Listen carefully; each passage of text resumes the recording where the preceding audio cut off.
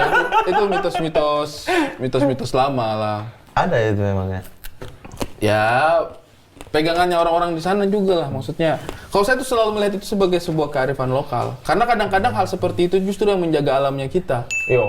Maksudnya, Sebenarnya memang tujuan awalnya dibikin itu untuk itu kan. Orang-orang kadang-kadang suka sekarang ya, maksudnya ketika misalnya kita ke daerah Indonesia Timur, kadang-kadang hal-hal seperti itu menjadi kayak, kok masih percaya hal seperti itu? Botol digantung di pohon. Si Amal takut Amal. Iya, buatku sih, mati deh takutan. buatku sih hal-hal seperti itulah yang kadang-kadang disebutnya kearifan lokal bahwa Karena itu tidak pernah dijelaskan, makanya orang sekarang takut. Orang dulu kan bikin buat sesuatu tujuan, Iya. tapi tujuan itu tidak pernah dijelaskan lagi Tujuannya apa? gitu. Kayak gantung botol di pohon. Ini karena ada menurutku setannya. begini, menurutku juga begini coy. Begini ya, menurutku. Dengan semua keterbelakangan cara berpikir yang dianggap orang dilakukan oleh orang-orang terdahulu dengan mereka percaya mistis, alamnya itu terjaga gitu.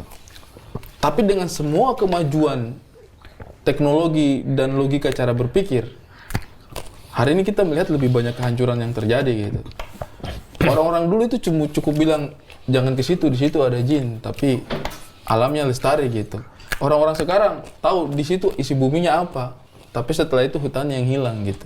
Jadi menurut saya juga kearifan lokal ini di satu sisi mungkin bisa kita lihat sebagai kok masih percaya hal-hal seperti itu, tapi di sisi lain juga cara berpikir itulah yang membuat mereka lebih mudah menjelaskan kenapa lingkungannya ini harus tetap lestari, tetap dijaga gitu. Karena kadang-kadang marahnya pemerintah, marahnya orang manusia itu tidak cukup untuk mencegah manusia berbuat kerusakan gitu. Mungkin marahnya sesuatu yang mereka tidak pahami Marahnya itu justru. Bapak Torong, Menteri Kebudayaan, ke Bapak Ari Kriting. Kopu dalam celana, kopu dalam celana. Katanya mau jadi camat. Camat harus pendes, Mas. Salah ya, salah.